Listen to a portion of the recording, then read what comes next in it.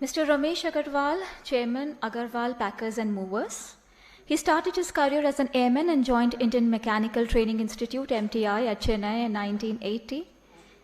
Rameshji was always fond of meeting challenging assignments, and his hard work and dedication won him recognition, and he was conferred the title of the Best Airman. In 1986, Rameshji decided to seek retirement and set out to become an entrepreneur. Agarwal Packers and Movers Limited is one of the largest logistic companies in India. Sir, please.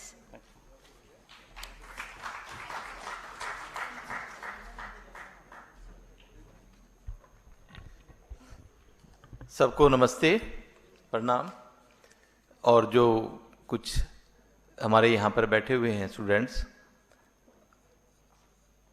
उनको specially, क्योंकि उनमें कहीं ना कहीं कहते हैं ना 1 लाख में से एक एंटरप्रेन्योर बनता है, तो ये सब 1 लाख में से एक है। यानी कि यहाँ 50 भी बैठे हैं तो आप जोड़ लो कि कितने 50 लाख लोग में से सिलेक्टेड है। ज़्यादा नए भूमिका बनाते हुए भारतीय वायुसेना से शुरू हुआ और JNK में रहने का मौका मिला। कश्मीर, करगिल, थवाइस, लेह, लद्दाख, अवंतीपुरा, बारामूला -18 -10 डिग्री में भी रहने का मौका मिला। और रहते रहते कुछ डिग्रियां मिल गई, इनकी degree of discipline, degree of ownership, degree of honesty, मगर डिग्री ऑफ BCom नहीं ले पाया मैं वहाँ पर रहते हुए, क्योंकि छुट्टी नहीं मिली।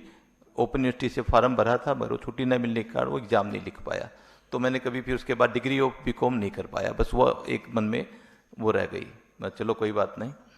और एक ही चीज़ रहती है एंटरप्रेन्योर में, जहाँ मोर पेन वहाँ मोर गेन। जहाँ ज़्यादा पेन होगा वहीं गेन होगा। बस एक सिंपल है, जहाँ भी आप कुछ भी ढूंढ लो कि जहाँ ज़्यादा पेन है वहाँ पर अपना काम शुरू कर दो, वहाँ अपने आप ही गेन हो जाएगा। बीइंग इन एयरफोर्स, मैंने जो वहाँ देखा कि जो शिफ्टिंग होती थी वहाँ पर बड़ी पेन होता था कि इंडियन एयरफोर्स के अंदर शिफ्टिंग के अंदर गवर्नमेंट पेमेंट तो करती है, मगर गवर्नमेंट ये नहीं कहती कि आपके पास ये पार्टिकुलर जगह है यहाँ शिफ्ट करो, वो अपने आप ही हर व्यक्ति को ढूंढना पड़ता है। तो मैंने देखा कि जब भी शिफ्टिंग होती है हस्बैंड वाइफ का झगड़ा हो जाता है कि मैं तो बता, ये तूने क्यों खरीद लिया, मैंने पहले बता था टूटेगा, वो है वो है। और शिफ्टिंग के बाद तो उनका झगड़ा होना ही था, क्योंकि 10% 5% सामान टूट जाया करता था। तो मैंने देखा कि ये झगड़े को कैसे निपटाया जाए, और एक ऐसे करते करते एक जन्म हुआ पैकी मूवी कंपनी का, अग्रवाल पैकर मूवर का। और मैं अब ऑफिस से अब करूं कैसे, डिफेंस में सर्विस करता हुआ, क्योंकि कहते हैं कि अभी जैसे यहाँ आपने सुना होगा सिन्हा जी से कि अपनी मर्जी के मालिक, डिफेंस में रहकर मर्जी के मालिक नहीं होते, वो मर्जी के अधीन होते हैं। क्योंकि वो आप कुछ भी सोचो, आपका अरे डिसिप्लिन नहीं है, ये सर्विस रूल का हिस्सा नहीं है, आपको कुछ भी सोचो बढ़िया से बढ़िया, वो आपको वहीं रोक देंगे। अरे सर्विस रूल में लिखा नहीं ना, क्यों अपना दिमाग लगाते, जैसा कहा वैसे बोलो। आप सोचा कि तो ताले लग जाएंगे, सारे दिमाग के ब्लॉक हो जाएगा। तो इसलिए सोचा ये दिमाग को ब्लॉक न हो, यहाँ से तो कहीं ना कहीं अभी निकलना पड़ेगा। न तो कोई वार होने वाला, जो मन था कि भाई ये वार देखेंगे। 84 का ब्लू स्टार जरूर हुआ, उसमें थोड़ा सा मौका मिला काम करने का, अदरवाइज 82 86 तक मेरे को कोई just peace area was very of course base area, पर काम सारा पीसफुल टाइप का था। कोई ऐसा काम नहीं था कि एयरफोर्स में ATC में मेरी ड्यूटी थी। तो मैं किसी तरह भी BRS लेकर वहाँ से निकला। निकलने के बाद अब दिमाग में था कि ये पैकिंग मूविंग किस तरह से खोलें, और एक डिफेंस से शुरू की। और शुरू करते करते अब लोगों को कैसे मालूम हो कि मैं ये पैकिंग मूविंग करता हूँ। अब उस ज़माने में तो गूगल का वो था नहीं कि ऐड गूगल दे दो, या कहीं पेपर में ऐड देने के लिए पैसा चाहिए, वो भी नहीं था। तो किसी तरह से भी कैसे भी शाखा होती है हमारी RSS की, तो एक हमारे मुख्य शिक्षक थे TV जय कुमार, तो उसको मैं बोला कि यार कुछ पैसे चाहिएंगे, क्योंकि मेरे को कुछ इस्तार छपाने हैं। ये होते ना लाइक छोटे छोटे 4 पैसे का एक बनता था, तो मैंने 15-20 हज़ार इस्तार छपवाए। 4,000 रुपये उनकी माताजी से मिले। बोला मैं भी वैसे ही फक्कड़ हूँ, मेरे पास भी कुछ भी नहीं, माँ जरूर दे देगी, और तेरे को बड़ा पसंद करती, तू जाकर मांग ले, मैं कहूँगा तो नहीं देगी। बट उन्हें मैं गया, मांगा, तो 4,000 रुपये मेरे को मिले। इस्तार छपाए। इस्तार से हमने क्या किया कि जो कारें खड़ी रहती है रेलवे स्टेशन के सामने, जैसे दिल्ली और हैदराबाद, उसके वाइपर के ऊपर वो हैंड बिल लगाकर आते थे रात को, और फिर फ़ोन के सामने बैठते थे। कोई फ़ोन आया, घंटी बजते, हम कहा ठहर ठहर किसी ग्राहक का फ़ोन आएगा, बड़े हिसाब से उठाते, हाँ जी बोलिए। तो उसमें से किसी का कुछ फ़ोन आ जाता था, मगर 2-4 शिफ्टिंग के फ़ोन आने लग गए और इस तरह से हमने वो काम शुरू किया। 24 दिन में वो 4,000 रुपये हमारी जो आंटी माता जी जो है उनके हमने वापस कर दिए थे कि जी आपका ये उधार। हम 24 दिन में डेट फ्री हो गए और उसके बाद जो भी कमाया हमारा अपना, फिर 1 office, 2 office, 10 office, 100 office, 150 office, Hindustan का पोर्ट ब्लेयर से लेकर anything in the east, you can say Agartala और सोनसोन, Leh Ladakh and east west and out of world 160 के अंदर प्रेजेंस है, 1500 ट्रक्स हैं, 8000 पीपल वर्किंग विद अस। ये छोटी सी कहानी है।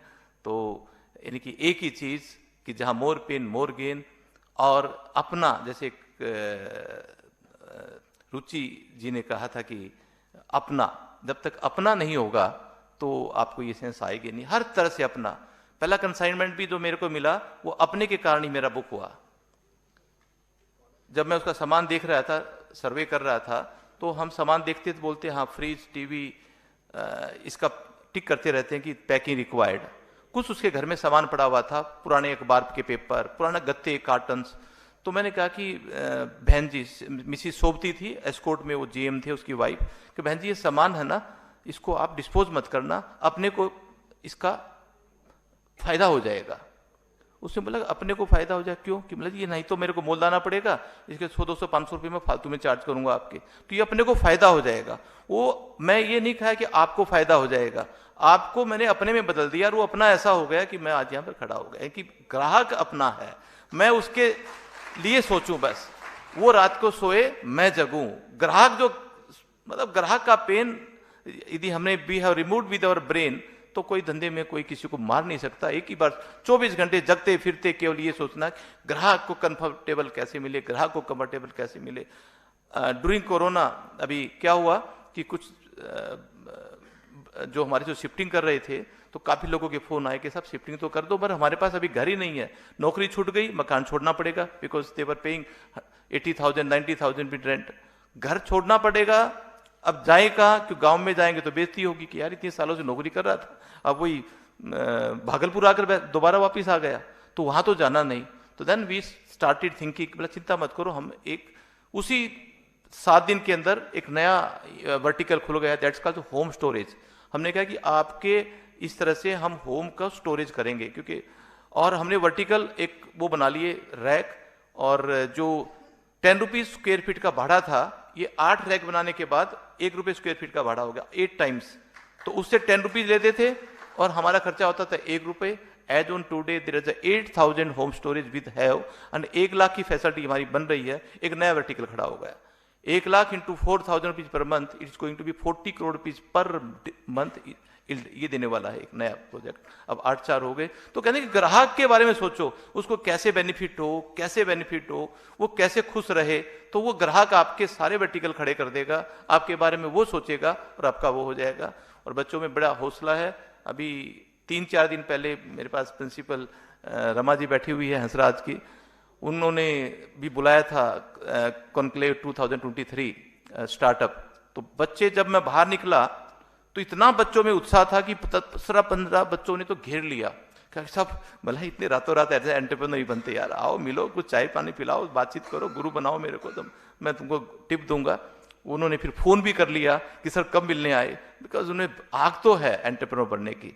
तो ये सारे भावी भारत के एंटरप्रेन्योर को मेरा दोबारा साधुवाद, और आपको मैं कह सकता हूँ शुभकामनाएं। जरूर बनोगे, क्योंकि आप इतनी देर से सुन रहे हो, बचे हुए हो, और इस रीजन यही है कि आप में कहीं ना कहीं आग है। 97 वाले की जरूरत नहीं होती एंटरप्रेन्योर बनने के लिए, उसमें तो 33, 34 या बीकॉम फेल वही चाहिए। Thank you so much.